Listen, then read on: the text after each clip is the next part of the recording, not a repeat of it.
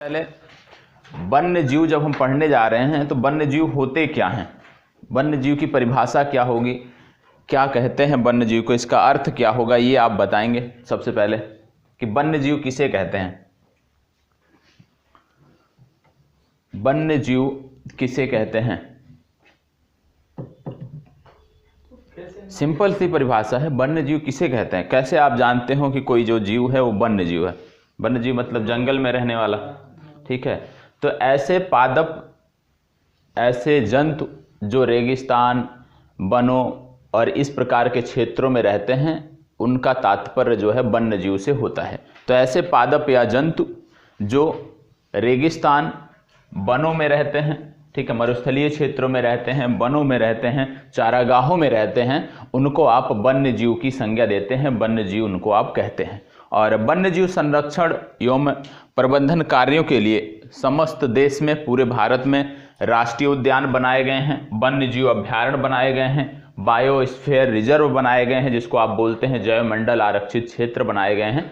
तो इन्हीं को संरक्षित करने के लिए ये तीनों कार्यक्रम चलाए जाते हैं, चाहे राष्ट्रीय उद्यान से जुड़ी बात हो, वन्य जीव अभ्यारण्य की बात हो, या जैव मंडल आरक्षित रिजर्व जिसको आप बायोस्फीयर रिजर्व कहते हैं उसकी बात हो।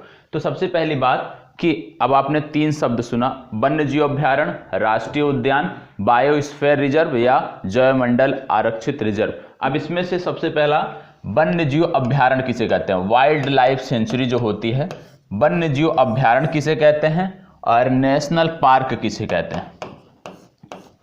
वन्य जीव अभ्यारण्य और नेशनल पार्क में क्या अंतर है? इसमें ऐसा होता है, जो वन्य जीव अभ्यारण्य होते हैं इसमें कोई हस्तक्षेप नहीं मानव के द्वारा। अच्छा, सबसे वो सारी चीज़ें तो मान लो वो तो हो गया कि हस्तक्षेप नहीं हो गया, पर्यटन नहीं होगा, लेकिन हमने अगर हमें रखना था तो हम एक ही नाम करके रख सकते थे। हम क्यों श्रेणी क्यों बनाए कि ये वन्य जीव अभ्यारण्य है, ये राष्ट्रीय उद्यान है? मेन कॉन्सेप्ट क्या है इसका? ये तो जो आप बता रहे हैं पर्यटन की गतिविधियाँ, फिर उसमें संबंधित व्यावसायिक क्रियाकलाप, ये तो सारी चीज़ें अलग हो गई। इनका उद्देश्य क्या था? छोटे बड़े जीवों को अलग, दोनों में छोटे बड़े जीव रहते हैं, वन्य जीव अभ्यारण्य में भी बड़े जीव होते हैं, राष्ट्रीय उद्यान में भी बड़े जीव होते हैं। इनका थोड़ा अलग अलग होता है। किसका आकार अलग होता है? इसका ज्यादा होता है, इसका कम होता है। ये भी कोई बात नहीं है कि आकार की बात हो जाए। वन्य जीव अभ्यारण्य का जो कॉन्सेप्ट है उसमें क्या होता है, कोई भी विशेष प्रकार की प्रजाति होती है जो विलुप्त के कगार पे होती है, इस प्रकार की जो प्रजातियां होती हैं उनको किसी दूसरे स्थान पर लाकर उसमें सुरक्षित किया जाता है, संरक्षित किया जाता है। राष्ट्रीय उद्यान में क्या होता है कि वहां पे उस क्षेत्र विशेष में जो प्रजातियां रहती हैं उनको संरक्षित करने के लिए एक क्षेत्र बनाया जाता है जिसको आप राष्ट्रीय उद्यान कहते हो।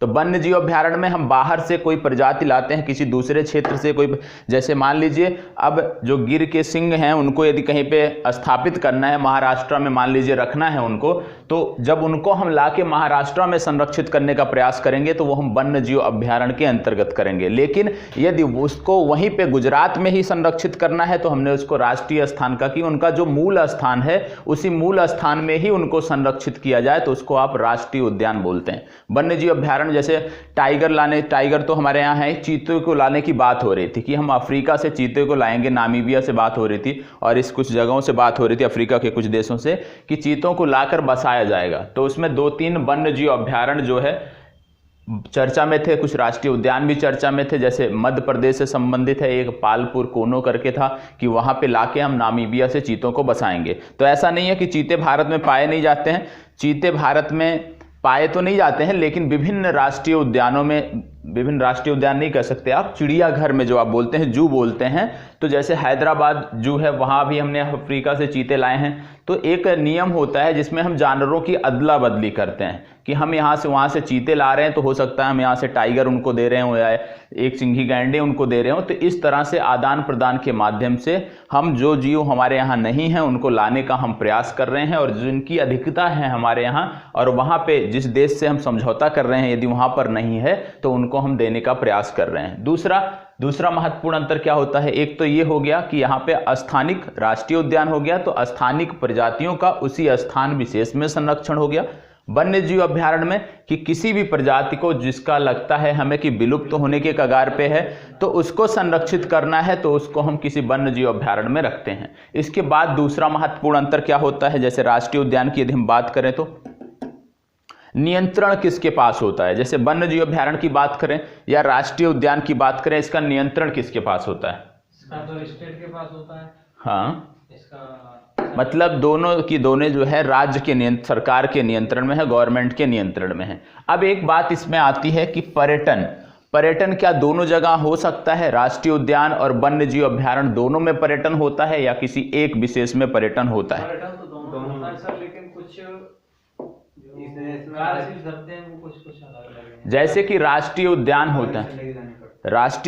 होता है, देखिए वन्य जीव अभयारण्य है या आपके राष्ट्रीय उद्यान है, दोनों में पर्यटन की तो अनुमति है। लेकिन जैसे कि यदि आप वाणिज्यिक वन्य जीव अभयारण्य जो होता है उसमें कोई भी आप वाणिज्यिक कार्य कर सकते हैं, जैसे खनन का कार्य, इस तरह का कोई भी कार्य जो होता है थर्ड पार्टी निजी क्षेत्र कर सकता है। लेकिन जो राष्ट्रीय उद्यान होते हैं उसमें इस प्रकार के किसी भी कार्य की अनुमति नहीं होती है, पूर्ण रूप से प्रतिबंधित होता है। और कोई अंतर? वन्य जीव अभयारण्य जो होते हैं इनकी जो सीमा होती है वो, ये राज्य विशेष की बात नहीं हो रही, इनकी जो सीमा होती है वो पूर्ण रूप से स्पष्ट नहीं होती है। लेकिन जो राष्ट्रीय उद्यान होते हैं, क्योंकि उनमें बफर जोन होता है, कोर जोन होता है, तो वो सारी उनकी जो सीमा होती है वो आपकी निश्चित होती है। और कोई कारण वन्य जीव अभयारण्य और राष्ट्रीय उद्यान में? जैसे पन्ना को ले सकते हैं, इसमें वाइल्ड लाइफ सेंचुरी हाँ महाराष्ट्र और मध्य प्रदेश दोनों में है ना। हाँ, पन्ना तो जैव आरक्षित क्षेत्र में भी आता है पन्ना आपका, ठीक है। और कोई? तो ये कुछ महत्वपूर्ण अंतर थे। सबसे पहला क्या पता होना चाहिए कि राष्ट्रीय उद्यान में किसी स्थानिक प्रजाति का उसी स्थान विशेष में संरक्षण होता है। वन्य जीव अभयारण्य में कोई भी जो ऐसी प्रजाति हो जो विलुप्त होने के कगार पे है उनका संरक्षण हम करते हैं। अब एक आप और सुनते होंगे, वन्य जीव अभयारण्य राष्ट्रीय उद्यान तो हो गया, अभी इसके बारे में और बताया जाएगा। जैसे विश्व विरासत स्थल आप सुनते होंगे, हाँ, काफी पूछा जाता है परीक्षाओं में, विश्व विरासत स्थल, ठीक है। ये क्या होता है? विश्व विरासत स्थल, जिसको आप बोलते हैं वर्ल्ड हेरिटेज साइट, शायद इस नाम से ज़्यादातर लोग परिचित होंगे। विश्व विरासत स्थल कम देखने को आता है तो थोड़ा और लगता है। तो बताएं, वर्ल्ड हेरिटेज साइट का क्या कॉन्सेप्ट होता है? इसमें ऐसा होता है जैसे कि कोई जीव जंतु है वो पर्टिकुलर एक विशेष स्थान पे पाए जाते हैं। वर्ल्ड हेरिटेज साइट का मतलब ये ऐसा कोई स्टेट ऐतिहासिक कोई ऐसा उसमें गतिविधि रही हो जैसे मानवता के लिए, जैसे आज के समय में कोई ऐसी महत्वपूर्ण, मान लीजिए कोई ऐसी संस्कृति है, कोई ऐसा प्राकृतिक स्थल है जिसको हम चाहते हैं कि हमारी जो अगली वाली पीढ़ी आए वो भी इससे रूबरू हो, तो उनको संरक्षित करने का प्रयास किया जाता है इसके अंतर्गत। और ऐसा नहीं है कि जो विश्व विरासत स्थल हैं इनकी 3 कैटेगरी होती है। जैसे आपने बोला कि वन्य जीव बोला, तो वन्य जीव का भी संरक्षण इसमें किया जाता है। जैसे इसमें 3 कैटेगरी होती है। एक होती है प्राकृतिक, ठीक है। अब प्राकृतिक में तो आपके वन तो आ ही जाएंगे, ठीक है, तो प्राकृतिक एक होती है। दूसरा जो आपकी कैटेगरी होती है वो सांस्कृतिक होती है। अब सांस्कृतिक में कौन से आएंगे? सांस्कृतिक में जैसे मान लीजिए कोई कला है, कोई संस्कृति है, कोई चित्रकारी है, इस तरह की कोई इमारत है, इसी प्रकार से जैसे कोई गुफा है, तो इस तरह से जो हमारे सांस्कृतिक महत्व के जो इस प्रकार से जुड़े हुए स्थल हैं जिनको संरक्षित करने की आवश्यकता होती है वो आपके सांस्कृतिक के अंतर्गत रखे जाते हैं। एक तीसरा होता है मिश्रित, मतलब ऐसा कोई स्थल जो आपके प्राकृतिक स्थलों में भी आता हो, प्राकृतिक महत्व का भी हो आपके लिए और सांस्कृतिक महत्व का भी हो, तो इसको बोलते हैं मिश्रित स्थल। तो ये 3 प्रकार के होते हैं। अब क्योंकि आप पढ़ रहे हैं वन्य जीव, तो हमें सांस्कृतिक और मिश्रित नहीं देखना है, हमें सिर्फ और सिर्फ प्राकृतिक के बारे में जानना है कि प्राकृतिक स्थल कौन कौन से हैं। अब एक बात आती है कि जो विश्व विरासत स्थल होते हैं इनका निर्धारण कौन करता है, इनके लिए नियम कौन बनाता है, इनका संरक्षण किसके द्वारा किया जाता है? यूनेस्को करता है। अब यूनेस्को की बात करें तो यूनेस्को के बारे में तो पता होगा। यूनेस्को का फुल फॉर्म क्या होता है? यूनाइटेड नेशन, हाँ, यूनाइटेड नेशन, आगे यूनेस्को की फुल फॉर्म नहीं पता है, बताओ। पता है? हेडक्वार्टर कहाँ पे है यूनेस्को का? पता होना चाहिए ना। जिनेवा में है। बहुत सही, कुछ ना पता हो जिनेवा बोलो। चलो, प्रमुख कौन है यूनेस्को की?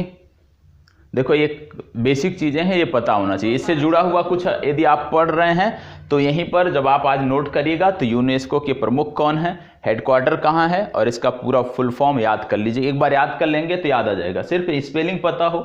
UN हो गया यूनाइटेड नेशन, ESC से क्या होगा? Ecological system. इकोलॉजिकल नहीं है, इकोलॉजिकल नहीं है, E फॉर इकोलॉजिकल नहीं है, ठीक है। अब इसको मैं बताऊंगा नहीं, मैं बहुत बार करंट अफेयर्स में बताया हूं, तो ये आप आज चेक कर लीजिएगा क्या होता है, ठीक है। अब दूसरी बात आती है कि भारत में कितने इस तरह के स्थल हैं। यूनाइटेड नेशन एजुकेशनल होगा शायद, देखिए तो सर 42 है। Educational scientific and cultural organisation, क्या चीज? ये विश्व विरासत स्थल। हम प्राकृतिक की बात कर रहे हैं, प्राकृतिक भारत में कितने, क्योंकि हम यहाँ पे सांस्कृतिक और मिश्रित ये हमारा विषय नहीं है, ठीक है। हमें यहाँ पे क्या देखना है कि प्राकृतिक रूप से कितने विश्व विरासत स्थल हैं। तो प्राकृतिक रूप से कितने हैं आज के समय में? 42 है, तो पता है। प्राकृतिक रूप से कितने हैं? 42 जो आप बता रहे हो उसमें क्या हो जा रहा है? सांस्कृतिक भी जुड़ जा रहा है, ठीक है। उसमें आप लास्ट जोड़ लोगे ओरछा और ग्वालियर सिटी को, क्योंकि लास्ट में फेमस किसके लिए ओरछा? तो अभी बता रहे हैं, ओरछा और ग्वालियर दो शहर अभी जोड़े गए हैं, ठीक है, लास्ट में। तो ओरछा और इनकी बात यहाँ पे नहीं हो रही, यहाँ पे आप प्राकृतिक की बात कर रहे हो, जो नेचुरल है उनकी बात कर रहे हो, ठीक है। तो प्राकृतिक के अंतर्गत कितने हैं? चलिए 10 है, कोई एक बता दीजिए प्राकृतिक के अंतर्गत। प्राकृतिक के अंतर्गत कोई एक बता दीजिए। विश्व विरासत स्थल, वर्ल्ड हेरिटेज साइट, ठीक है, वर्ल्ड हेरिटेज साइट कोई एक बता दीजिए, बताइए। सबसे पहले चिल्का झील है ये सर। चिल्का झील वर्ल्ड हेरिटेज साइट है। वो क्या कहते हैं, लोनार है सर, महाराष्ट्र। क्या भैया, मैं आपको लिस्ट दिखा दे रहा हूं, मेरे पास है। सर ऐसी कोई चीज ना, कमी हमारी है ना, पढ़ ही नहीं रहे, खुद ही नहीं पढ़ रहे हैं। ये आपके कितना लिखा है? भारत के 18 जैवमंडल आरक्षित क्षेत्र हैं। तो सॉरी, ये तो जैवमंडल आरक्षित हो गया, एक मिनट।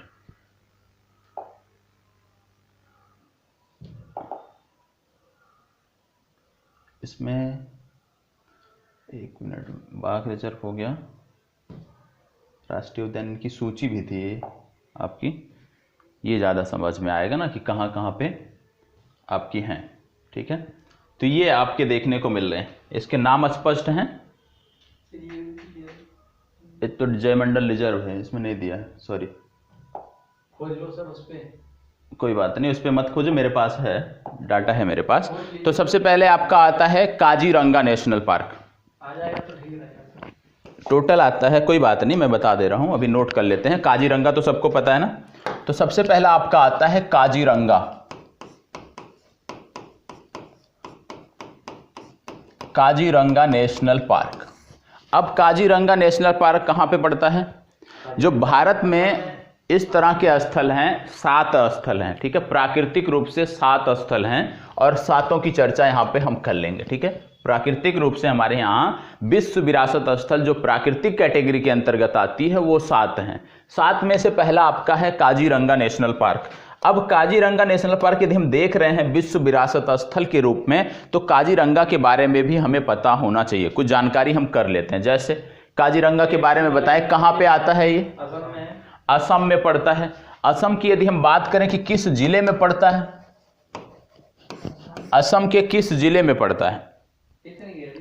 यहाँ पे है एक जिला जिसका नाम है गोलाघाट, ठीक है, तो गोलाघाट जिले में पड़ता है।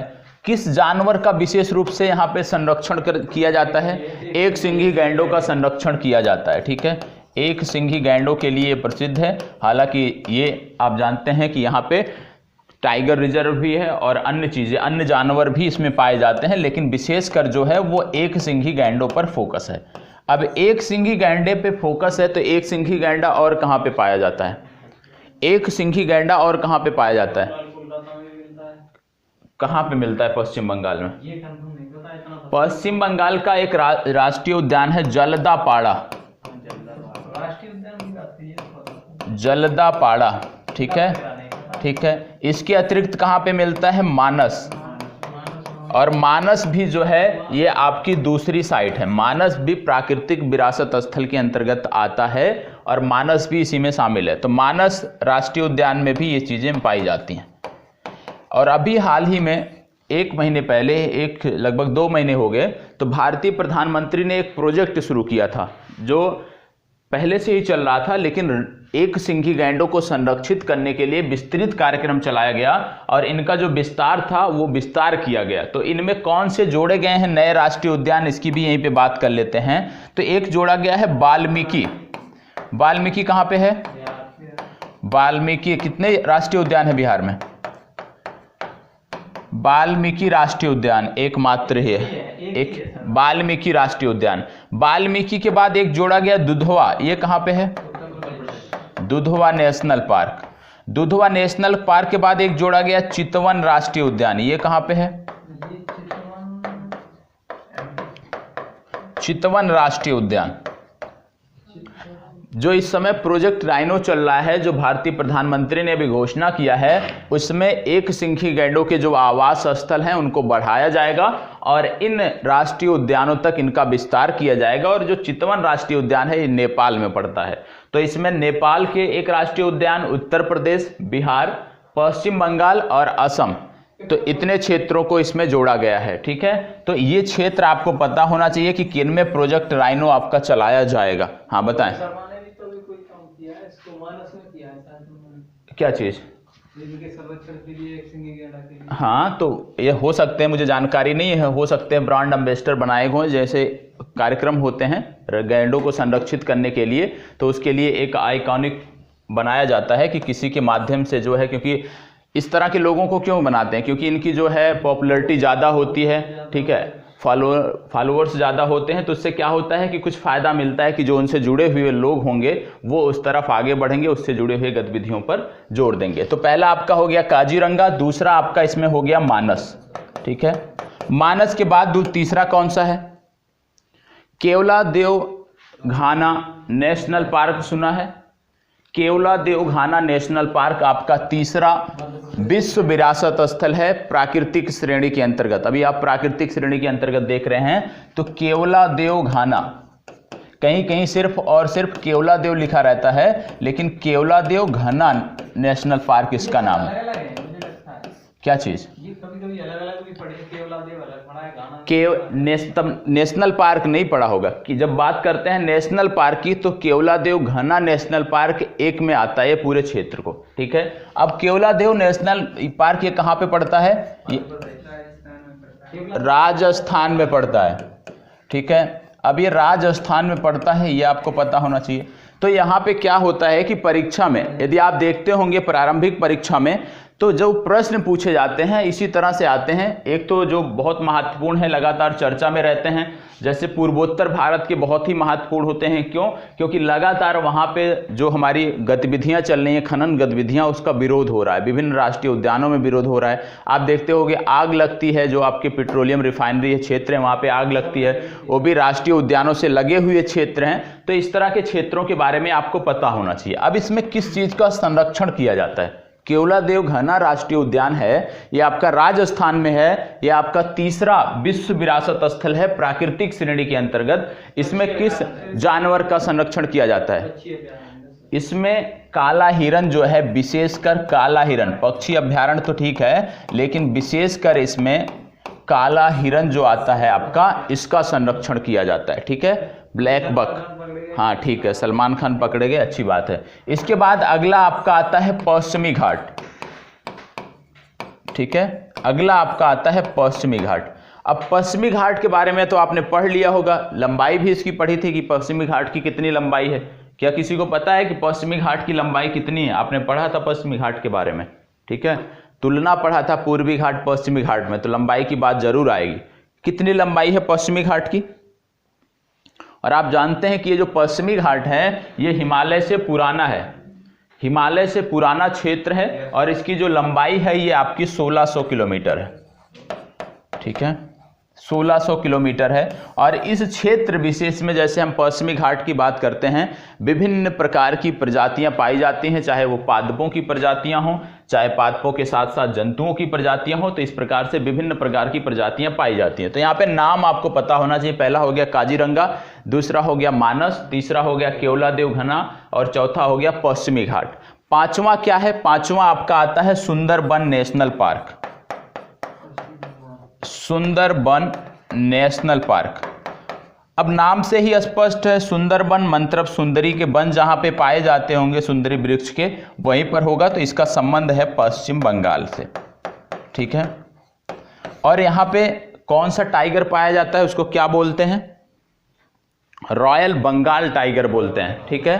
तो रॉयल बंगाल टाइगर इस क्षेत्र विशेष में पाया जाता है। और आपको बता दें कि यही एक चीते की या टाइगर की एकमात्र प्रजाति है जो आपके खारे पानी में रहती है, क्योंकि यहाँ पे क्या होता है कि लगातार आपके ज्वार आता रहता है, तो खारे पानी में रहने वाली एकमात्र यही प्रजाति है रॉयल बंगाल टाइगर। और आप जानते होंगे कि ये ऐसी प्रजाति हो गई है कि ये पानी में भी, जल में भी अपना शिकार अब कर लेती है और तैरने में भी ये बहुत माहिर होते हैं। तो रॉयल बंगाल टाइगर के बारे में पता होना चाहिए, सुंदरबन नेशनल पार्क से संबंधित हैं। और ये पांचवा हमारा विश्व विरासत स्थल के अंतर्गत, जो हमारी प्राकृतिक विश्व विरासत स्थल की कैटेगरी है, उसमें पांचवा आपका ये पड़ता है।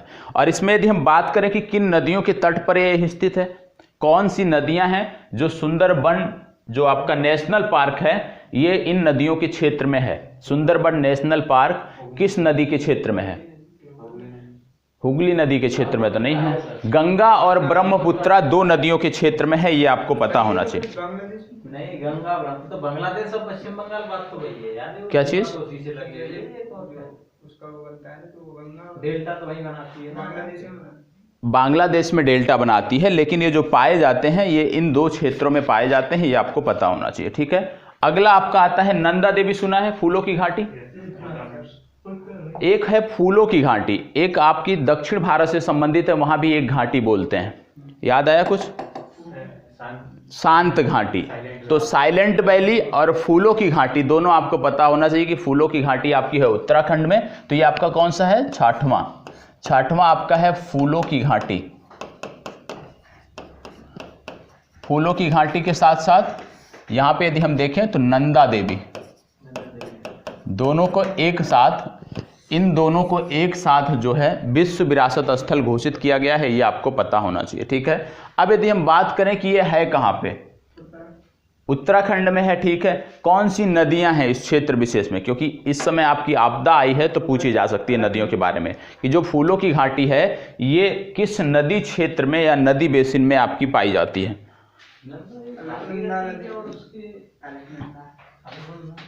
कौन सा है? जोशीमठ के पास ये क्षेत्र है। तो यहाँ पे एक तो है धौली गंगा, ठीक है, और धौली गंगा के साथ दूसरा कौन सा है? अभी आपने जो बताया अलकनंदा, ठीक है। तो यहाँ पे धौली गंगा और अलकनंदा ये दो नदियां आपकी देखने को मिलेंगी, ठीक है। धौली गंगा, अलकनंदा, ये भी आपको पता होना चाहिए। और सातवां आपका कौन सा है? कोई याद आया अब आपका? एक आपका लास्ट पड़ता है ग्रेट हिमालयन नेशनल पार्क। कहां पे पड़ेगा? हिमाचल प्रदेश में पड़ेगा। कुल्लू आप सुनते होंगे, ठीक है। तो वहां पे, हाँ, कुल्लू मनाली एक साथ जोड़ देते हैं। हिमाचल में आपका पड़ता है great Himalayan national park. Great Himalayan national park बहुत ही अच्छा है। यदि आप कभी हिमाचल प्रदेश जाएंगे तो यहाँ पे जरूर आपको टूर गाइड आपका होगा तो जरूर लेके जाएगा। ग्रेट हिमालयन नेशनल पार्क, ठीक है। तो एक प्रकार से चिड़ियाघर जैसा ही है, कहने को राष्ट्रीय उद्यान है लेकिन एक प्रकार से चिड़ियाघर जैसा ही है। जो भी जानवर रहते हैं बंदिश में रहते हैं। तो 7 हो गए। अब 7 कौन कौन से हैं एक बार रिवाइज कर लेते हैं जिससे याद हो जाए। पहला क्या था? काजीरंगा। दूसरा क्या था? मानस। तीसरा क्या था? केवलादेव घना। चौथा कौन सा था? पश्चिमी घाट। और इसके बाद 5वां कौन सा था? सुंदरबन। 6वां कौन सा है?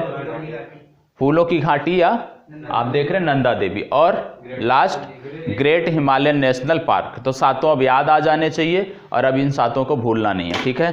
तो स्वयं से ही इसको नोट करना है और अभी नोट करना है, स्वयं से ही नोट करोगे। इसको मैं हटा दे रहा हूं। चलो स्वयं से नोट करिए सब 7। पहले लिख लीजिएगा, वर्तमान में भारत में 7 स्थलों को विश्व, पहले सबसे ऊपर आपने क्या हेडिंग डाला? वन्य जीव। वन्य जीव के अंदर पहले परिभाषा लिख लीजिए कि वन्य जीव किसको कहते हैं। वन्य जीव के अंतर्गत पहले परिभाषा लिख लीजिए कि वन्य जीव किसको कहते हैं। ठीक है, तो वन्य जीव से तात्पर्य प्रत्येक प्रकार के पादप एवं जंतुओं से है। वन्य जीव से तात्पर्य प्रत्येक प्रकार के पादप एवं जंतुओं से है जो कि जंगलों, रेगिस्तानों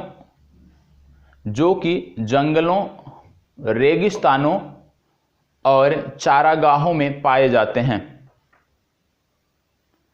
जो कि जंगलों, रेगिस्तानों एवं चारागाहों में पाए जाते हैं। ठीक है, अगली पंक्ति में वन्यजीव अभयारण्य क्या होता है उसको लिख लीजिए। ठीक है, वन्यजीव संरक्षण के अंतर्गत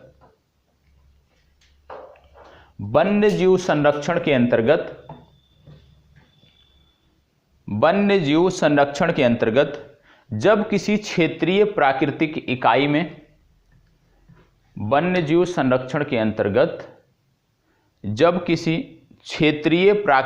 इकाई में किसी विशेष जाति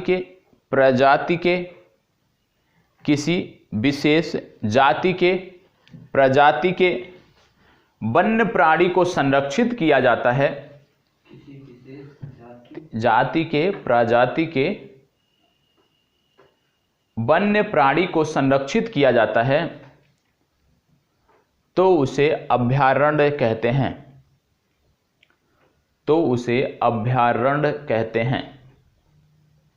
ठीक है, अभयारण्य कहते हैं। अब राष्ट्रीय उद्यान क्या होते हैं, एक लाइन छोड़कर उसको लिख लीजिएगा।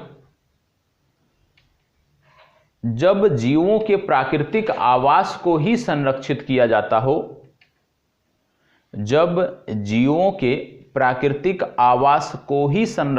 जाता हो, तो उसे राष्ट्रीय उद्यान कहते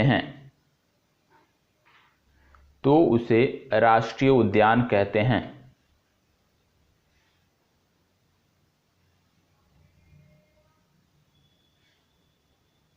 ठीक है, अब एक अगली लाइन में लिख लीजिएगा, एक पंक्ति छोड़कर, जैवमंडल रिजर्व क्या होता है। जब विशेष प्राकृतिक इकाई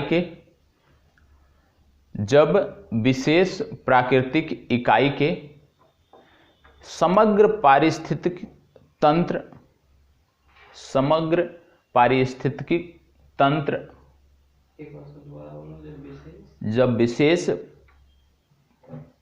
जब विशेष प्राकृतिक इकाई के समग्र पारिस्थितिकी तंत्र को संरक्षित किया जाता है तो उसे जैवमंडल रिजर्व की संज्ञा दी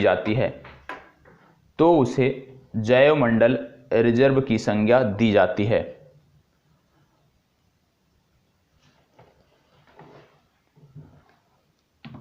अंतर भी नोट करना है, तीनों में अंतर नोट करोगे? क्यों सर जी? कर लो अगर करना है तो, दो पॉइंट इस तरह से बना लो, इस तरह से कर लो। तीनों में एक तरफ आपका राष्ट्रीय पार्क, एक तरफ अभयारण्य और एक तरफ जैवमंडल रिजर्व। इस तरह से लाइनिंग बना लीजिए, एक तरफ राष्ट्रीय उद्यान, अभयारण्य और जैवमंडल रिजर्व। ठीक है, पहला कोई भी लिख लीजिए, आपकी मर्जी, जो आपको अच्छा लगता हो। ठीक है, लिख लो राष्ट्रीय पार्क, अभयारण्य और जैवमंडल रिजर्व। ठीक है, सबसे पहले सबसे आसान सा जो होता है कि राष्ट्रीय उद्यान में क्या है, पर्यटन की अनुमति है। तो राष्ट्रीय उद्यान के अंतर्गत लिख लोगे पर्यटन की अनुमति।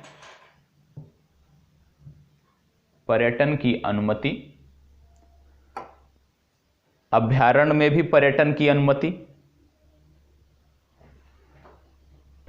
अनुमति, लेकिन जैवमंडल रिजर्व जो होते हैं वहां पे पर्यटन निषेध होता है। तो पर्यटन पर निषेध, पर्यटन पर निषेध।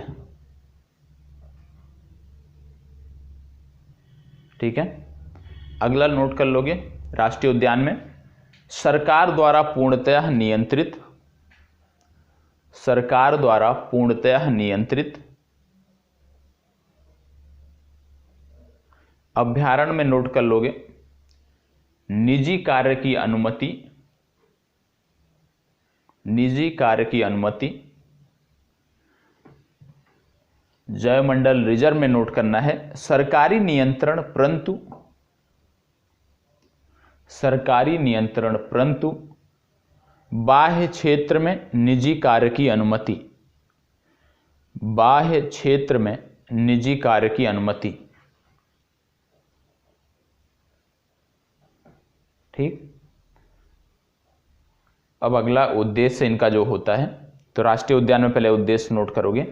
किसी विशिष्ट पशु जैसे बाघ, किसी विशिष्ट पशु जैसे बाघ, हाथी व गैंडों हेतु निर्मित,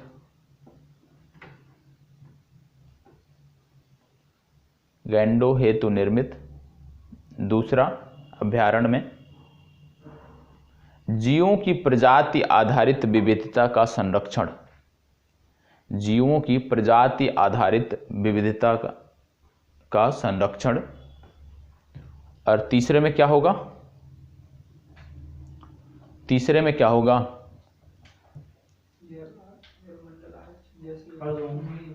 तीसरे में तीसरा आपने नोट किया ना, हाँ, भूमि वगैरह इनका संरक्षण होता है ना। तीसरा जैव वाले में क्या नोट करोगे, जयमंडल रिजर्व में। अभी आपने परिभाषा क्या नोट किया है जयमंडल रिजर्व की,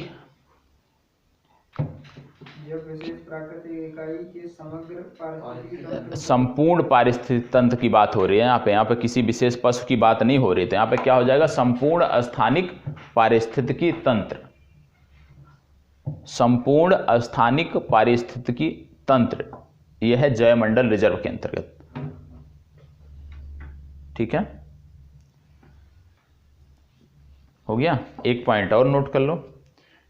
सबसे पहले राष्ट्रीय उद्यान में किसी भी प्रकार की मानवीय गतिविधि पर रोक, किसी भी प्रकार की मानवीय गतिविधि पर रोक।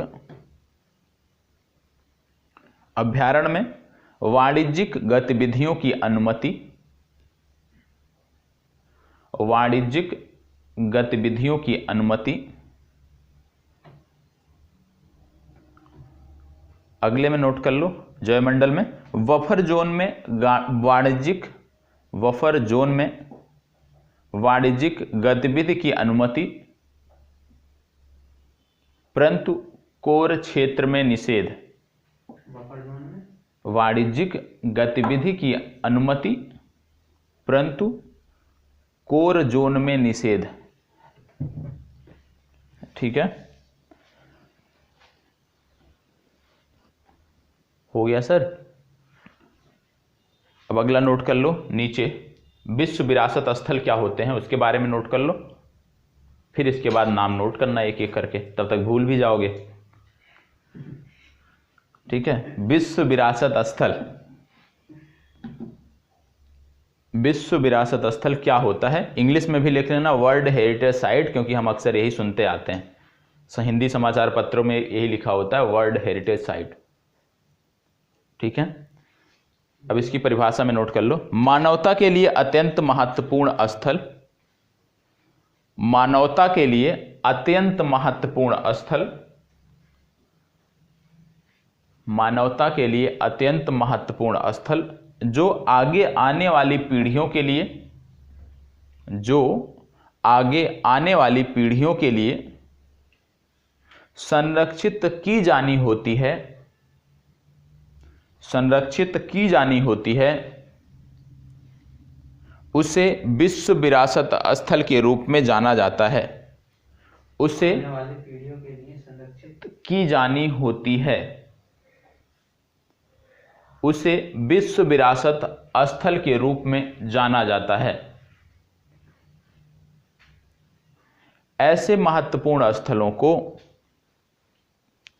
ऐसे महत्वपूर्ण स्थलों को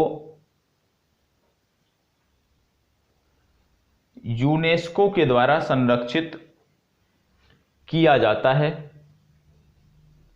ऐसे महत्वपूर्ण स्थलों को यूनेस्को द्वारा संरक्षित किया जाता है। यह संधि वर्ष 1972 से लागू है। यह संधि वर्ष 1972 से लागू है।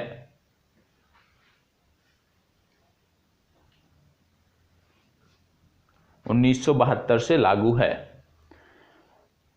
विश्व विरासत स्थल के 3 प्रकार होते हैं। विश्व विरासत स्थल के 3 प्रकार होते हैं।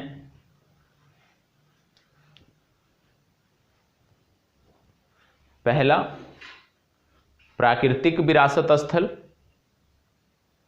प्राकृतिक विरासत स्थल मतलब जो नेचर द्वारा, प्रकृति द्वारा प्रदत्त हो, ठीक है। दूसरा, सांस्कृतिक विरासत स्थल। सांस्कृतिक विरासत स्थल, इसमें क्या क्या आ जाएगा? इमारतें आ जाएगी, मूर्तिकारी आ जाएगा, चित्रकारी आ जाएगा, ठीक है।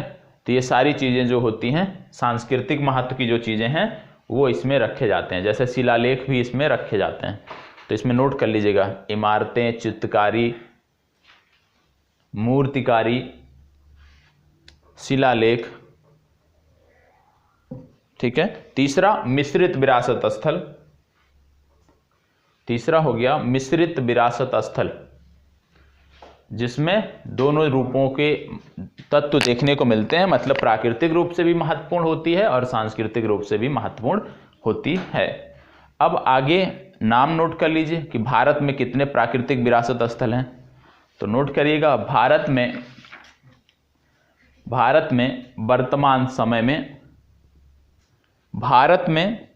वर्तमान समय में 7 स्थलों को विश्व प्राकृतिक विरासत स्थल के रूप में घोषित किया गया है। वर्तमान में भारत में 7 स्थलों को विश्व प्राकृतिक विरासत स्थल के रूप में घोषित किया गया है। ठीक है सर। अब कौन कौन से स्थल हैं अभी आपको बताया गया, याद होना चाहिए, सबको लिख लो। सबसे पहले नाम लिखोगे उस स्थल का, और ब्रैकेट में उस स्थल का संबंध किस राज्य से है वो राज्य लिखोगे। तो जल्दी से लिख लीजिए 5 मिनट में सातों।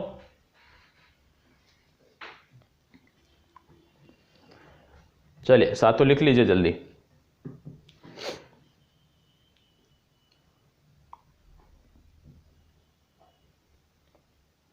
जिसका नहीं होगा वो बता देगा, ठीक है। जिसको समस्या होगी, मान लो गलती से भूल गए होंगे, समय हो गया 10 मिनट, तो बता दीजिएगा।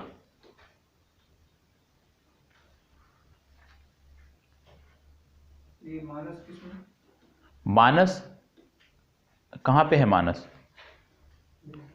काजीरंगा, मानस, नामेरी, ओरंग, डिब्रू सखौवा, ये सारे के सारे असम से संबंधित हैं, ठीक है। क्या याद करो, 3 तो इतने आसान हैं। लिख तो ले, काजीरंगा, मानस, सुंदरबन, केवला देव, ग्रेट हिमालय और पूर्वी घाट। पूर्वी घाट, पूर्वी पूर्वी घाट बोला था मैंने, पश्चिमी घाट है सर। तो भैया लिख रहे हैं पूर्वी घाट, नहीं लिखा है सर, पश्चिमी घाट। तो एक बार मैं फिर से बोल दे रहा हूं, काजीरंगा, मानस, केवला देव घाना नेशनल पार्क, इसके बाद फिर आपका आता है पूर्वी घाट नहीं है, पश्चिमी घाट है, पश्चिमी घाट, और इसके बाद सुंदरबन, सुंदरबन के बाद ग्रेट हिमालयन नेशनल पार्क और नंदा देवी या फूलों की घाटी। अब यहीं पर जहां पे आपने लिखा है केवलादेव घाना नेशनल पार्क, वहीं पे ब्रैकेट में लिख लीजिएगा भरतपुर पक्षी अभ्यारण्य, क्योंकि इसका पहले नाम था भरतपुर पक्षी अभ्यारण्य और वर्ष 1982 में इसको राष्ट्रीय उद्यान का दर्जा दिया गया, ठीक है। तो केवलादेव घाना नेशनल पार्क जहां पे है उसी के ब्रैकेट में लिख लीजिएगा भरतपुर पक्षी अभ्यारण्य, ये इसका पुराना नाम है और राजस्थान के भरतपुर नामक स्थान पर है, ठीक। इसके साथ साथ आपको क्या लिखना है, इसके साथ साथ आपको नोट कर लेना है एक चीज और, जैसे आपने नोट किया है ग्रेट हिमालयन, ठीक है, तो सबका एक एक जानवर लिख लीजिए कि इनमें किनका संरक्षण किया जाता है। तो काजीरंगा में क्या हो गया, एक सिंघी गैंडा। मानस में क्या हो गया, एक सिंघी गैंडा। ठीक है, किस विशेष, क्योंकि इनका उद्देश्य क्या है कि कुछ विशेष जो आपकी प्रजातियां हैं उनका संरक्षण करना। तो काजीरंगा हो गया, मानस हो गया, केवलादेव घाना नेशनल पार्क में काला हिरण हो गया आपका। ठीक है, काला हिरण। और पश्चिमी घाट में यदि हम बात करें तो विभिन्न प्रकार की पादप और जंतु, विभिन्न प्रकार के पादप और जंतु पाए जाते हैं पश्चिमी घाट में। ठीक है, सुंदरबन में क्या हो जाएगा, रॉयल बंगाल टाइगर। ठीक है, और नंदा देवी या फूलों की जो घाटी है यहां पे क्या हो जाएगा, स्नो लेपर्ड।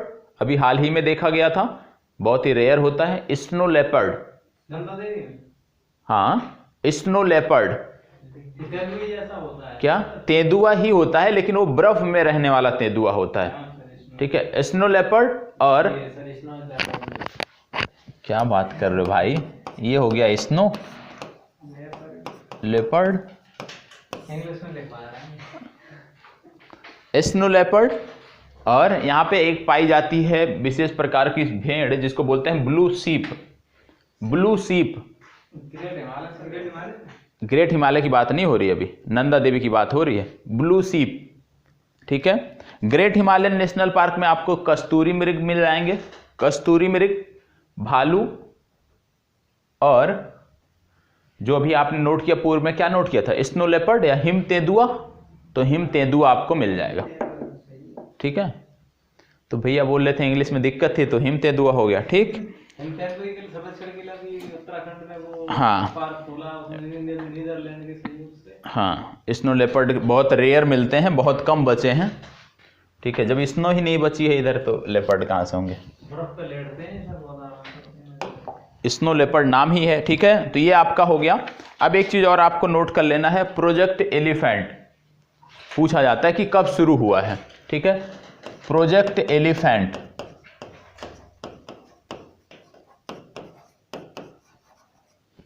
कब शुरू हुआ था, प्रोजेक्ट एलिफेंट। अभी आपने सबसे पहले नोट किया है प्राकृतिक विश्व विरासत स्थल, नोट किया आपने साथ। अब आप प्रोजेक्ट एलिफेंट, प्रोजेक्ट एलिफेंट कब शुरू हुआ था, क्या बात कर रहे हो, इंदिरा गांधी जाए तो लाई थी प्रोजेक्ट टाइगर को, तो फंसाए। प्रोजेक्ट टाइगर को इंदिरा गांधी ने लाया था, राजस्थान के एक व्यक्ति थे जिनके सहयोग से लाया था, और उनको बोला जाता है टाइगर मैन ऑफ इंडिया। ठीक है, हाँ हाँ, कैलाश सांखला राजस्थान से संदर्भित हैं। ठीक है, तो उनकी बात होती है, लेकिन यहाँ पे बात हो रही है प्रोजेक्ट एलिफेंट की। टाइगर तो सबसे पहले तो हमारे यहाँ जो शुरुआत हुई संरक्षण करने की वो टाइगर से ही हुई थी, लेकिन ये प्रोजेक्ट एलिफेंट की बात करते हैं तो ये 1982 में लाया गया। ठीक है, 1982 में इसकी शुरुआत हुई थी। और इसका उद्देश्य क्या है, हाथियों को ध्यान में रखते हुए, क्योंकि एलिफेंट नाम जुड़ा है तो हाथियों को ध्यान में रखते हुए एक परियोजना थी। विशेषकर जो कॉरिडोर होता है जिससे हाथी एक स्थान से, एक नेशनल पार्क से दूसरे नेशनल पार्क या एक राज्य से दूसरे राज्य तक जाते थे, उनको संरक्षण करने की बात की गई थी कि उनका किस प्रकार से जो कॉरिडोर है उसका संरक्षण किया जाए, जिससे हाथियां सड़क पे ना आए, उनका जो आप देखते हो दुर्घटना बस मौत होती है रेल पटरियों पे, तो ये सारी चीजें आपको देखने को ना मिले। तो प्रोजेक्ट एलिफेंट का जो कॉन्सेप्ट था विशेषकर हाथी गलियारों के संरक्षण से संबंधित था। ठीक है, हाथी गलियारों के संबंधित था, तो ये आपको पता होना चाहिए प्रोजेक्ट एलिफेंट। इसमें लिख लीजिएगा कि हाथियों के संरक्षण को, इस प्रोजेक्ट के तहत, हाँ आप अपने शब्दों में लिख सकते हैं, हाथियों के संरक्षण को ध्यान में रखते हुए,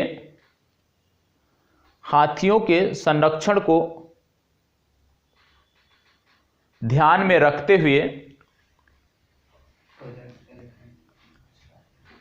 हाथियों के संरक्षण को ध्यान में रखते हुए इस परियोजना का शुभारंभ झारखंड के सिंहभूम जिले से,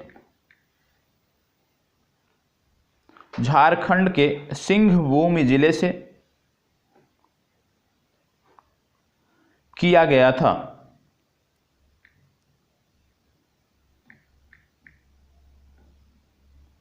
ठीक है, इसमें आपने नोट कर लिया। किस वर्ष शुरू किया गया था ये, सॉरी 1982 नहीं है ये, इसी में थोड़ी दिक्कत थी, 1992 है ये।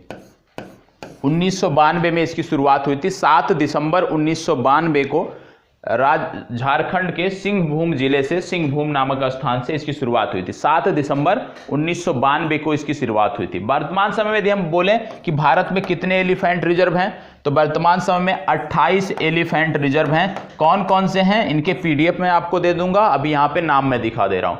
जो पीडीएफ मेरे पास है वो मैं भेज दूंगा, और नाम भी बता दे रहा हूं क्योंकि वीडियो रिकॉर्डेड भी जाएगी। नहीं तो आप जैसे वीडियो रिकॉर्डेड 2 महीने बाद आपको जाती है, तो 2 महीने बाद आप पूछें सर से फोन करके कि पीडीएफ दीजिए, तो उचित नहीं होगा। तो मैं नाम भी आपको यहीं पे बता देता हूं, नाम आप नोट कर लीजिएगा, ठीक है। और जो लोग अभी वर्तमान में देख रहे हैं उनके लिए मैं पीडीएफ भी दे दूंगा। प्रोजेक्ट एलिफेंट की बात हो रही है।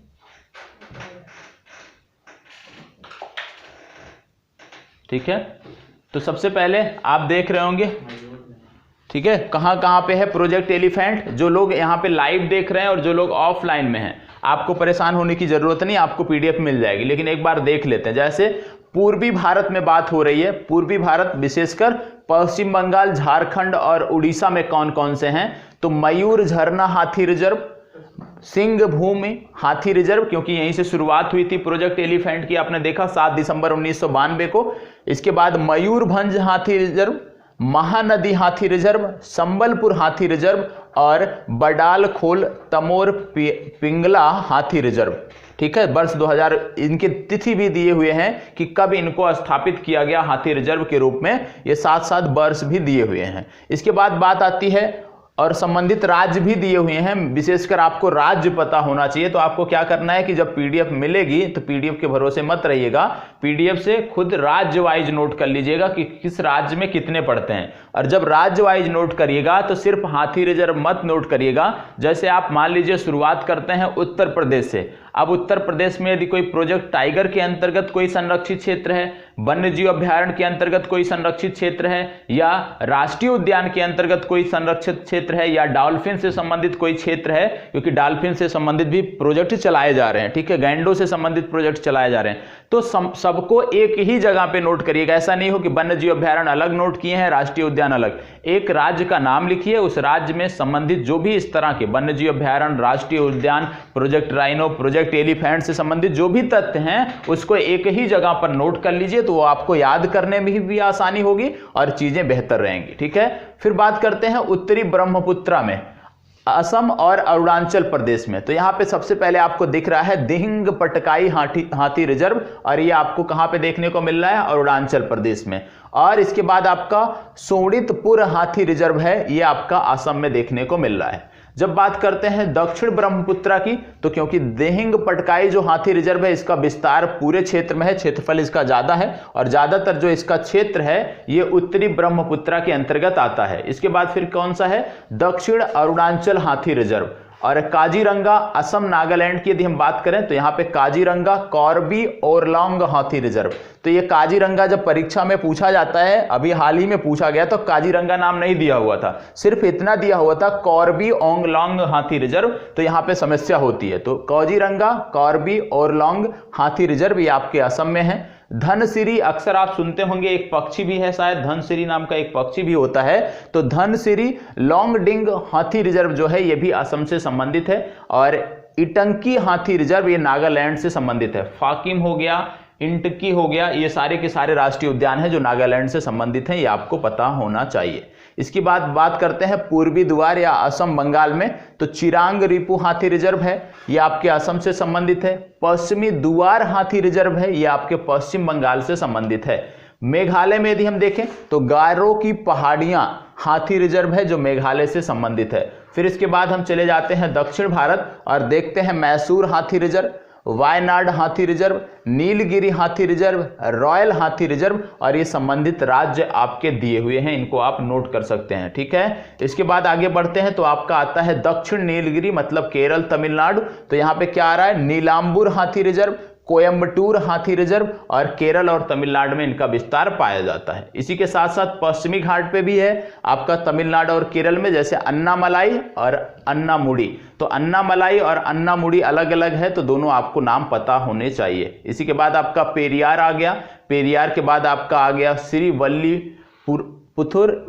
पुथुर हाथी रिजर्व तमिलनाडु में, और उत्तर भारत में यदि हम देखें तो शिवालिक हाथी रिजर्व उत्तराखंड में, और उत्तर प्रदेश हाथी रिजर्व आपके उत्तर प्रदेश में देखने को मिलेगा। तो इनका क्या करना है कि एक तरफ से इस तरह नहीं नोट करना है कि 28 हाथी रिजर्व आपने नोट कर लीजिए, एक साथ ही नोट करना है। एक राज्य विशेष उठाइए और उस राज्य विशेष से संबंधित जितने भी इस तरह के, चाहे जैव आरक्षित क्षेत्र हो गए, चाहे आपके विश्व विरासत स्थल हो गए प्राकृतिक वाले, और जितनी भी चीजें हैं एक राज्य विशेष की, उसको एक ही जगह पर आपको नोट करना है। तो प्रोजेक्ट हाथी से संबंधित जो आपके फैक्ट हैं वो आप नोट कर लीजिएगा। अब एक जानकारी बताइए कि भारत में टाइगर रिजर्व कितने हैं। प्रोजेक्ट एलिफेंट तो हो गया, टाइगर रिजर्व कितने हैं भारत में? भारत में कितने टाइगर रिजर्व हैं वर्तमान समय में? भारत में कितने बाघ अभ्यारण्य हैं? नहीं पता है कितने हैं? 4-5। जब प्रोजेक्ट टाइगर की शुरुआत हुई थी तो भी 8 से अधिक, 8 या 9 टाइगर रिजर्व के साथ हुई थी। 8 या 9 टाइगर रिजर्व के साथ प्रोजेक्ट टाइगर की शुरुआत हुई थी। तो आप ऐसे नहीं कर सकते। टाइगर रिजर्व की यदि हम बात करते हैं तो वर्तमान समय में 50 बाघ अभ्यारण्य आपके दिख रहे हैं। और आपने देखा कि इसकी शुरुआत कब हुई थी? तो शुरुआत की यदि हम बात करते हैं तो लिखा है प्रोजेक्ट टाइगर वर्ष 1973 में 9 बाघ रिजर्वों के साथ प्रारंभ हुआ था, जबकि वर्ष 2014 में बाघ रिजर्वों की संख्या 48 हो गई थी, जो भारत के कुल भौगोलिक क्षेत्रफल के 2.09 भूमि पर बाघ रिजर्व 18 राज्यों में विस्तारित हैं। अब इसमें से कौन से पूछे जाते हैं? सबसे पहले लेटेस्ट जो होता है वो ज्यादातर पूछा जाता है कि नया कौन सा आपका बना है। जैसे 50वां, तो सीधा प्रश्न बन सकता है कि 50वां टाइगर रिजर्व भारत का कौन सा है? तो 50वां कौन सा है? Kamlang tiger reserve. ये कहां पे पड़ता है? कहां पे पड़ता है? अरुणाचल प्रदेश से, तो बॉर्डर पे दिख रहा है। तो कामलांग टाइगर रिजर्व ये आपका लास्ट है, ये आपको पता होना चाहिए। तो अभी क्या करना है कि इसमें क्या चीजें और पता होना चाहिए। जैसे पूछा जाता है कि विश्व का सबसे ऊंचाई पर स्थित बाघ रिजर्व कौन सा है, तो उसमें नाम आता है नामदफा टाइगर रिजर्व। और नामदफा टाइगर रिजर्व ये आपका दिया हुआ है, नामदफा टाइगर रिजर्व, और इससे फैक्ट भी दिया हुआ है विश्व का सर्वाधिक ऊंचाई पर स्थित बाघ रिजर्व। फिर आपसे पूछा जाता है कि भारत का सबसे बड़ा बाघ रिजर्व, क्षेत्रफल की दृष्टि से भारत का सबसे बड़ा बाघ रिजर्व कौन सा है? नहीं, भारत का सबसे बड़ा बाघ रिजर्व नल्लामलाई पर्वत श्रेणी में स्थित है। नागार्जुन सागर श्रीशैलम बाघ रिजर्व जो है ये भारत का सबसे बड़ा बाघ रिजर्व है क्षेत्रफल की दृष्टि से। ठीक है, ये आपको पता होना चाहिए। इसके साथ साथ पूछा जाता है कि सबसे छोटा बाघ रिजर्व कौन सा है? भारत का सबसे छोटा बाघ रिजर्व कौन सा है? तो सबसे छोटा कौन सा है?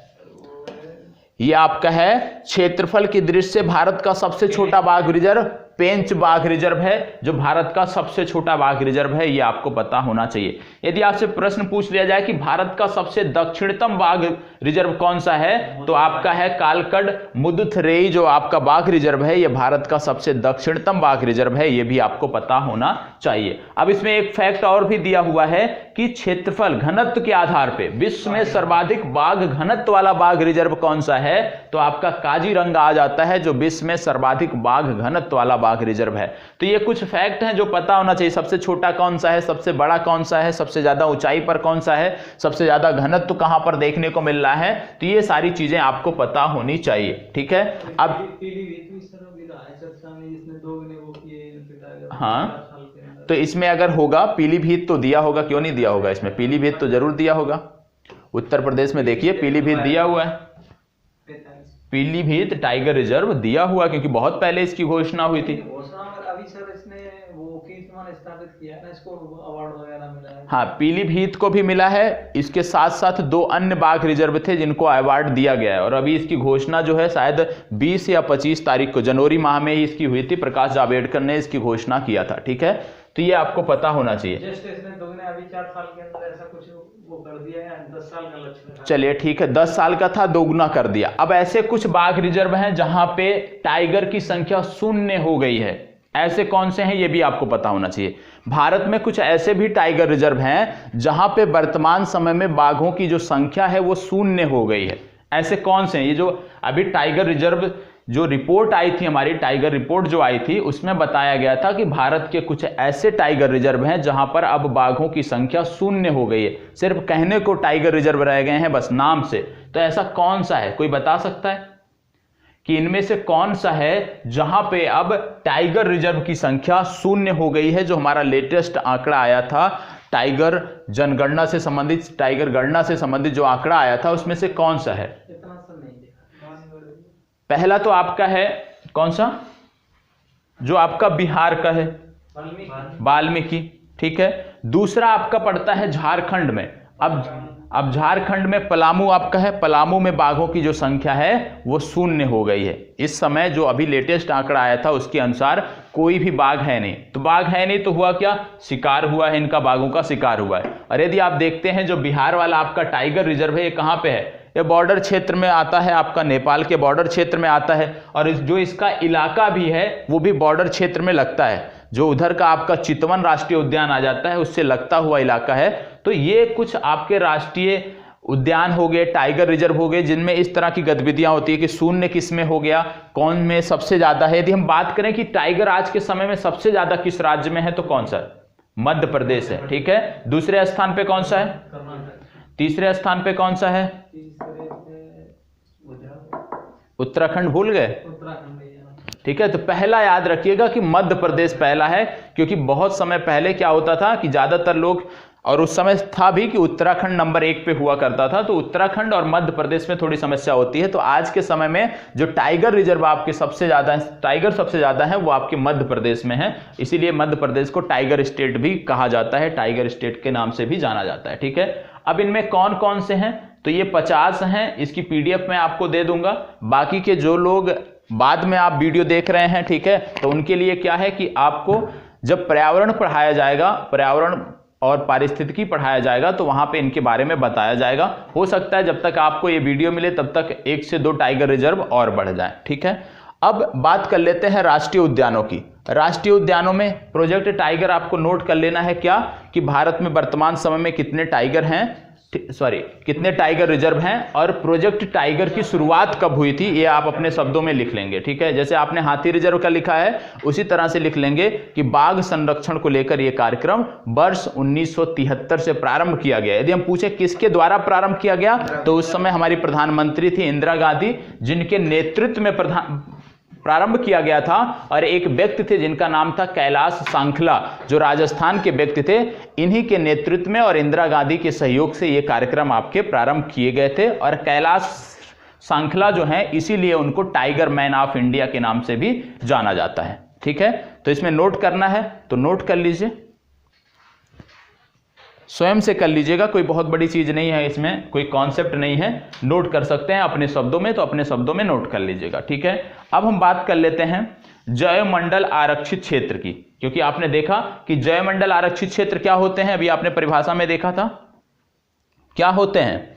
जैवमंडल आरक्षित क्षेत्र क्या होते हैं?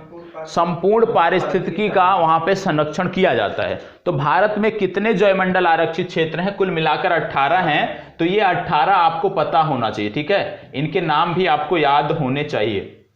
18 जो क्षेत्र हैं इनके नाम भी आपको पता होना चाहिए। ये आपके हैं जैवमंडल आरक्षित रिजर्व। जैसे आपने देखा कि पहला कौन सा है, पहला आपका है नीलगिरी, ठीक है। अब नीलगिरी अक्सर सुनते होंगे, तो नीलगिरी है। और क्षेत्रों की अवस्थिति, कहां कहां इनकी अवस्थिति है, तो राज्य आपको पता होना चाहिए, विशेषकर तमिलनाडु, केरल और कर्नाटक, इन राज्यों में इसका विस्तार है, जो आपका नीलगिरी जैव रिजर्व है, ठीक है, जैवमंडल रिजर्व है। दूसरा आपका है नंदा देवी। नंदा देवी आपने अभी पढ़ा था, उत्तराखंड, फूलों की घाटी भी पढ़ा, तो उत्तराखंड में है। फिर इसके बाद है नोकरेक। नोकरेक कहीं कहीं जैसे ऐसे लिखा है नोकरेक, और कहीं कहीं लिखा होता है नोक रेक, ठीक है। तो नोकरेक या नोकरेक जो भी लिखा है, इसका मतलब है यह है मेघालय में। फिर इसके बाद मानस की बात आती है। मानस आपने देख लिया है कि असम से संबंधित है। सुंदरबन की बात आ रही है। सुंदरबन आपने देखा कि पश्चिम बंगाल से संबंधित है। फिर आ गई यहां पे मन्नार की खाड़ी। अब मन्नार की खाड़ी कहां पे है? मन्नार की खाड़ी तमिलनाडु में है, ठीक है। तमिलनाडु में दिया होगा, कन्याकुमारी तक फैला है, ठीक है। अब ग्रेट निकोबार की बात आ रही है तो निश्चित रूप से अंडमान निकोबार द्वीप में है। सिमरीपाल बहुत ही महत्वपूर्ण है, ठीक है, सिमरीपाल राष्ट्रीय उद्यान भी है। पूछा जाता है कि सिमरीपाल राष्ट्रीय उद्यान कहाँ पे है, तो सिमरीपाल राष्ट्रीय उद्यान आपके उड़ीसा में है। फिर आता है डिब्रू सखोवा। डिब्रू सखोवा हो गया, कहाँ पे है, असम में है। जैसे असम में कौन कौन से, काजीरंगा, मानस, नामेरी, ओरंग, डिब्रू सखोवा, तो इस तरह के कुछ हैं जो आपको पता होना चाहिए। तो डिब्रू सखोवा कहाँ पे है, असम में है, ठीक है। देहांग देबांग ये कहाँ पे है, अरुणाचल प्रदेश में है। पंचमढ़ी कहाँ पे है, मध्य प्रदेश में है, ठीक है। इसके बाद आपका कौन सा आ रहा है, इसके बाद आ रहा है खांग चेंद जोंगा, ये आपके सिक्किम में है, नाम से आप टिक कर ले जाएंगे, ठीक है, क्योंकि कंचनजंगा से संबंधित है, कहीं कहीं कंचनजंगा भी लिखा होता है, ठीक है। वैसे सर ये हकीकत में सिक्किम चीन का ही भाग था उसका, तिब्बत का। देखो ऐसे ना बुलवाओ कि कल से बहिष्कार हो जाए, ठीक है। नाम वगैरह अगला है आपका अगस्त मलाई, ठीक है, ये आपका है तमिलनाडु में। फिर आता है अचानक मार अमरकंटक, ये आपके मध्य प्रदेश से संबंधित है। इसके बाद कच्छ आता है, ये आपके गुजरात से संबंधित है। और कोल्ड डेजर्ट, कोल्ड डेजर्ट आपका हिमाचल प्रदेश में संबंधित है। और इसमें देखिए एक और याद रख लीजिएगा कि पिन वैली राष्ट्रीय उद्यान, ये भी पूछा जा सकता है कि पिन वैली राष्ट्रीय उद्यान कहाँ पे है, तो ये हिमाचल प्रदेश में आपके है, ठीक है। इसके बाद आपका क्या हो गया, शेषाचलम आंध्र प्रदेश, और पन्ना हो गया आपका मध्य प्रदेश, ये आपको जानकारी होनी चाहिए। तो सबसे नवीनतम इसमें कौन सा है, तो पन्ना जो है इसमें सबसे नवीनतम है, ये आपको पता होना चाहिए, ठीक है। तो सबके नाम कौन कौन से हैं और नाम के साथ उनसे संबंधित राज्य आपको पता होना चाहिए, और राज्य के बारे में जानकारी है तो कोई समस्या इसमें नहीं होगी, ठीक है, क्योंकि इसमें बहुत सारी चीजें हैं। अभी ये आपका आ गया मैप, इस मैप में भी यही चीजें दी हुई हैं, ठीक है। तो इसमें स्थान दिखाते हुए दिया गया है, तो ये मैं पीडीएफ आपको उपलब्ध करा दूंगा, तो इसमें किसी भी प्रकार की कोई समस्या नहीं होगी, ठीक है। अब बात कर लेते हैं राष्ट्रीय उद्यान की, क्योंकि ज्यादातर प्रश्न जो है राष्ट्रीय उद्यान से पूछे जाते हैं, और हाल ही में कुछ राष्ट्रीय उद्यान नए भी बने हैं, ठीक है। मैं इसी तरह से आपको बोल रहा था नोट करने को, तो इसमें सिर्फ और सिर्फ राष्ट्रीय उद्यान को नोट कराया गया। मैं क्या कह रहा था कि आप राष्ट्रीय उद्यान भी नोट कर लो, वन्य जीव अभ्यारण्य भी नोट कर लो, जयमंडल आरक्षित रिजर्व है उसको भी इसी में नोट कर लो। तो एक राज्य पकड़ो और उस राज्य में कितनी भी इस तरह की चीजें हैं उसको एक साथ नोट कर लो। अब राष्ट्रीय उद्यान में कुछ नए बने हैं, ये तो पुराने तो सबको पता है, तो रटना पड़ेगा आपको, ठीक है, ये पढ़ाने वाली चीज तो है नहीं। नए कौन से बने हैं वो मेरी जिम्मेदारी है कि मैं आपको बताऊं। तो नए कौन से बने हैं, क्योंकि इसमें सिर्फ 103 दिया हुआ है, ठीक है, ये पुराना डेटा है, ठीक है। तो नए कौन से बने हैं, नए कौन से बने हैं, ये क्या लिखा है, वर्ष 2014 की स्थिति के अनुसार नए कौन से बने हैं, कोई बताएगा नए कौन से बने हैं। और यदि आप करंट अफेयर्स देखते होंगे तो आपको पता होगा, मैंने बताया आपको। कौन सा बना है तमिलनाडु में, हाँ, मध्य प्रदेश। सबसे पहला आप जाए हैं, नाम आता है देहिंग पटकाई, ठीक है। पहले ये वन्य जीव अभ्यारण्य हुआ करता था, अब देहिंग पटकाई वन्य जीव अभ्यारण्य को जो है कन्वर्ट कर दिया गया है राष्ट्रीय उद्यान में।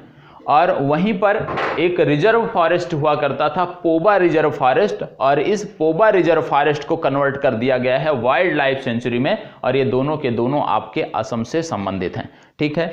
अब राष्ट्रीय उद्यान की जब बात करते हैं तो कुछ नाम मिले जुले हैं, जैसे एक है संजय धुबरी और एक है संजय गांधी, एक है संजय धुबरी राष्ट्रीय पार्क और एक है संजय गांधी राष्ट्रीय पार्क। इसमें समस्या होती है। दूसरी समस्या आती है, आप जानते हैं कि डॉक्टर सलीम अली पक्षी अभ्यारण्य और डॉक्टर सलीम अली राष्ट्रीय उद्यान दोनों अलग अलग राज्यों में हैं, यहां पे समस्या होती है। तो जो मिलते जुलते नाम हैं उन पर आपको ध्यान देने की जरूरत है। जैसे हम आपसे पूछ लें कि डॉक्टर सलीम अली पक्षी अभ्यारण्य कहां पे है और डॉक्टर सलीम अली राष्ट्रीय उद्यान कहां पर है, तो ये दिक्कत ना, गलत आपने जवाब दिया है। डॉक्टर सलीम अली, देखिए जम्मू की बात आ रही है तो यहाँ पे लिखा हुआ है, देखें, देख के इन्होंने तुरंत जवाब दिया, ठीक है। City forest doctor Salim Ali, ये राष्ट्रीय उद्यान है जो जम्मू कश्मीर में है, ठीक है, क्योंकि यहाँ पे जो चर्चा हो रही है ये किसका लिखा, राष्ट्रीय उद्यान की बात हो रही है। तो डॉक्टर सलीम अली राष्ट्रीय उद्यान आपसे पूछा जाएगा तो आप जम्मू कश्मीर टिक करोगे, लेकिन पूछा जाएगा डॉक्टर सलीम अली पक्षी अभ्यारण्य कहाँ पे है, तो वो आपको गोवा में मिलेगा, ठीक है। क्योंकि ये राष्ट्रीय उद्यान की चर्चा हो रही है इसलिए इसमें नहीं दिया हुआ, वो पक्षी अभ्यारण्य है। तो डॉक्टर सलीम अली पक्षी अभ्यारण्य आपको गोवा में मिल जाएगा। इसी तरह से जब हम बात करें कि संजय धुबरी राष्ट्रीय उद्यान कहां पर है? धुबरी तो असम में है। संजय धुबरी, हाँ सर। धुबरी की बात नहीं हो रही, यहाँ पे बात हो रही संजय धुबरी। हाँ तो वो असम में है सर। असम में है संजय धुबरी, मतलब नाम अगर है संजय धुबरी, किसी को पता है तो बताएं। देखिए संजय गांधी राष्ट्रीय उद्यान तो आपको देखने को मिल गया महाराष्ट्र में, संजय गांधी राष्ट्रीय उद्यान महाराष्ट्र में देखने को मिल गया। विशेषकर इस राष्ट्रीय उद्यान में तेंदुओं की बहुत भारी आबादी है, बहुत अच्छी खासी संख्या तेंदुओं की यहाँ पे पाई जाती है। अब अगर संजय गांधी राष्ट्रीय उद्यान महाराष्ट्र से है तो संजय धुबरी आपको कहां पे देखने को मिलेगा ये बताएं। संजय धुबरी, इसको तो आप कमेंट बॉक्स में बताएंगे क्योंकि लगातार इसके बारे में आपको बताया गया है, ठीक है। संजय धुबरी राष्ट्रीय उद्यान, हाँ उत्तराखंड। संजय गांधी तो यहां पे हो गया, संजय धुबरी कहां पे है? मध्य प्रदेश और छत्तीसगढ़ का जब विभाजन हुआ था, मध्य प्रदेश और छत्तीसगढ़ का जब विभाजन हुआ था तो एक राष्ट्रीय उद्यान था जो दो भागों में बट गया था, दो भागों में बट गया था और दोनों के अलग अलग नाम हो गए थे। जैसे छत्तीसगढ़ की यदि हम बात करें तो आप देखेंगे कि छत्तीसगढ़ में कौन सा? इंद्रावती, गुरु घासीदास। तो जो गुरु घासीदास राष्ट्रीय उद्यान है, पहले जब एक में छत्तीसगढ़ और मध्य प्रदेश हुआ करते थे, तो जब गुरु घासीदास तो तब बना जब छत्तीसगढ़ अलग हुआ। तो इससे पहले ये संजय धुबरी नेशनल पार्क हुआ करता था और आप देख रहे हैं कि मध्य प्रदेश में ये देखने को आपको मिल जाएगा संजय धुबरी, ठीक है। तो संजय धुबरी नेशनल पार्क कहां पे है? मध्य प्रदेश में है। और यही जब छत्तीसगढ़ अलग हो गया तो जो भाग इसका छत्तीसगढ़ में पड़ गया उसका नाम हो गया गुरु घासीदास राष्ट्रीय उद्यान। तो ये आपको पता होना चाहिए, ठीक है। तो इस तरह के जो मिलते जुलते नाम हैं उनके बारे में आपको जानकारी होनी चाहिए विशेष रूप से, क्योंकि इसी तरह से समस्या होती है। जैसे सर ने कहा कि संजय धुबरी लिखा है तो ये निश्चित रूप से असम में होगा क्योंकि धुबरी नामक स्थान असम में है। तो इस तरह से गेस मत करिएगा, ये चीजें अक्सर गलत होती हैं, ज्यादातर सही नहीं होती, क्योंकि यदि आपकी परीक्षा में यदि आप देखें तो इस तरह से जो प्रश्न होते हैं बहुत ही आसान भी होते हैं, लेकिन आप गलती कर बैठे हो तो जब नाम मैचिंग करने लगते हो, वर्ड मैचिंग करने लगते हो कि कहां से होगा, भाषा से आप पकड़ने का प्रयास करते हो कि कहां से होगा, तो गलतियां हो जाती हैं, ठीक है। और इसी तरह के प्रश्न आपकी परीक्षा में पूछे जाते हैं। तो कुछ राष्ट्रीय उद्यान है जो आपको पता होना चाहिए, जैसे पूर्वोत्तर भारत के जितने हैं वो आपको रट जाने चाहिए। यहाँ पे असम की यदि हम बात करते हैं तो डिब्रू सखोवा, काजीरंगा, मानस, नामेरी, ओरंग, राजीव गांधी, ठीक है। अभी तक हमने संजय गांधी देखा था, अब यहाँ पे राजीव गांधी भी आ गया, ठीक है। राजीव गांधी ओरंग जिसको बोलते हैं, तो राजीव गांधी, संजय धुबरी। अभी यहाँ पे एक और देखने को मिलेगा इंदिरा प्रियदर्शनी, ठीक है, ये आपको देखने को मिलेगा। पेंच का नया नाम है इंदिरा प्रियदर्शनी, ठीक है। तो इंदिरा प्रियदर्शनी यदि हम बात करें तो ये भी आपको थोड़ा सा समस्या पैदा करेगा, और आपने देख लिया है, हाँ। तो ये सारी चीजें आपको देखनी है कि किस तरह से आपको लेके चलना है। और ऐसे राज्य जहां पे सिर्फ एक ही राष्ट्रीय उद्यान है उन पर विशेष फोकस करना है। ऐसे राज्य जिनमें सिर्फ एक ही राष्ट्रीय उद्यान है उन पर विशेष फोकस करना है। जैसे बिहार में एक ही आपको देखने को मिलता है, वाल्मीकि, ठीक है। और उत्तर प्रदेश में कौन सा देखने को मिलता है? दुधवा नेशनल पार्क, लखीमपुर खीरी में देखने को मिलता है, ठीक है। तो इस तरह से आपको, हाँ, गोवा में देखने को मिलता है। गोवा में क्या नाम है आपका? है महावीर, ठीक है, जिसको बोलते हैं मोलम, ज्यादातर आप मोलम नाम से इसको जानते हैं। यदि हम बात करें कि सबसे ज्यादा राष्ट्रीय उद्यान कहां पे हैं, वन्यजीव अभ्यारण्य कहां पे हैं भारत में? मध्य प्रदेश है ये सर। सबसे ज्यादा मध्य प्रदेश में है। अंडमान निकोबार, अंडमान निकोबार में कितने दिए हुए हैं? कितने दिए हुए हैं? Campbell, Galathea, Mahatma Gandhi Marine, Middle Button द्वीप, माउंट हैरियट, नॉर्थ बटन द्वीप, Rani Jhansi Marine Park, Saddle Peak, South Button द्वीप। कितने हो गए? 9। तो 9 हो गया इसमें। मध्य प्रदेश की यदि हम बात करें तो कितना दिया हुआ है? 9 दिया हुआ है, ठीक है। लेकिन ये राष्ट्रीय उद्यान है। अभी वन्यजीव अभ्यारण्य, हमने क्या बोला कि वन्यजीव अभ्यारण्य को भी इसी में जोड़ना। वन्यजीव अभ्यारण्य प्लस राष्ट्रीय उद्यान जब बात आएगी तो आपको अरुणाचल प्रदेश टिक करना है। दोनों मिला के यदि बात आती है कि वन्यजीव अभ्यारण्य और राष्ट्रीय उद्यानों की सबसे ज्यादा संख्या कहां पे आपको देखने को मिल रही है, तो आपका अरुणाचल प्रदेश, अंडमान निकोबार आपका विकल्प सही होगा। लेकिन जब राष्ट्रीय उद्यानों की बात की जाए दोनों तो साथ दिए नहीं होंगे, कोई एक ही दिया होगा, तो उस आधार पे आपको टिक करना है। यह भी ध्यान रखना है जब एक बार आप नोट्स तैयार कर लेते हैं सबको एक जगह रखकर, फिर इसके बाद करंट अफेयर्स आपको नियमित रखना है कि कुछ भी अपडेट होता है तो उसमें जाकर तुरंत चीजों को नोट कर लीजिए, ठीक है। क्योंकि ज्यादातर परीक्षाओं में जो नए बनते हैं या किसी कारण चर्चा में रहते हैं वो पूछे जाते हैं। जैसे अभी आपने देखा था कि तेल के कुएं में जो आग लगी थी, अभी 2 महीने पूर्व तक भी वो चल रही थी, ठीक है। तो वो किस राष्ट्रीय उद्यान से संबंधित था? जो तेल का कुआं जल रहा था असम में, वो किस राष्ट्रीय उद्यान से संबंधित था? ठीक है, तो इसमें कौन कौन से हैं? डिब्रू सखोवा, काजीरंगा, मानस, नामेरी, राजीव गांधी या ओरंग। तो इसमें जो आग लगी थी वो आपका डिब्रू सखोवा जो राष्ट्रीय उद्यान है उसकी सीमा क्षेत्र के अंतर्गत वो तेल क्षेत्र पाया जाता था और वहां पे आग लगी थी। तो इस तरह के जो राष्ट्रीय उद्यान है उनके बारे में पता होना चाहिए। जैसे तमिलनाडु के कुछ राष्ट्रीय उद्यान हैं जहां पे क्या किया गया था, एक लाइन जो है ड्रा की गई थी। लाइन का मतलब था कि क्योंकि अब गर्मियां आ रही हैं, गर्मियों में क्या होता है कि उन्हें वनों में बहुत जल्दी आग लगती है, राष्ट्रीय उद्यानों में बहुत जल्दी आग लगती है, विशेषकर दक्षिण भारत के। तो उनके लिए क्या किया जा रहा था कि एक विशेष लाइन बनाई जा रही थी जिसमें इस तरह से डिवाइड किया जा रहा था कि जो जल्दी आग पकड़ने वाले पौधे हों उनको वहां से हटाना था, उनमें कुछ गैप बनाना था जिससे यदि आग लगे तो पूरे वन क्षेत्र में ना फैले। इसीलिए कुछ दूरी पर इस तरह के कुछ गैप बनाए जा रहे थे इन राष्ट्रीय उद्यानों में कि यदि आग लगे तो हम आसानी से नियंत्रण कर पा जाएं। और कुछ ऐसे वृक्ष प्रजातियां होती हैं जो जल्दी आग को पकड़ती हैं, तो जल्दी आग को पकड़ने वाली वृक्ष प्रजातियों को उन क्षेत्रों से हटाया जा रहा था, विशेषकर तमिलनाडु। इसके साथ साथ आपने देखा होगा कि राजस्थान का क्षेत्र है, राजस्थान के कुछ वन्यजीव अभयारण्य राष्ट्रीय उद्यान थे जहां पे एक कार्यक्रम चलाया जा रहा था कि जो आपकी कटीली झाड़ियों वाले पौधे, जो आप एक प्रकार से बोलते हैं आपकी बबूल के पौधे बहुत जल्दी क्षेत्रों पर फैलते हैं और वहां की जो पारिस्थितिकी होती है उसको नष्ट करते हैं, इस तरह के पौधों को हटाने के लिए उस राष्ट्रीय उद्यान से एक कार्यक्रम चलाया जा रहा था। ये सारी चीजें आपको समसामयिकी संदर्भों में महत्वपूर्ण है और वहां से आपको देखना पड़ेगा, ठीक है। तो जैसे देखिए अभी आपने देखा था महावीर स्वामी, जिसको आपने देखा मोलंग, ठीक है। और इसी से जुड़ता हुआ देखिए यहां भी एक देखने को मिल रहा है महावीर हरना वन स्थली तेलंगाना में।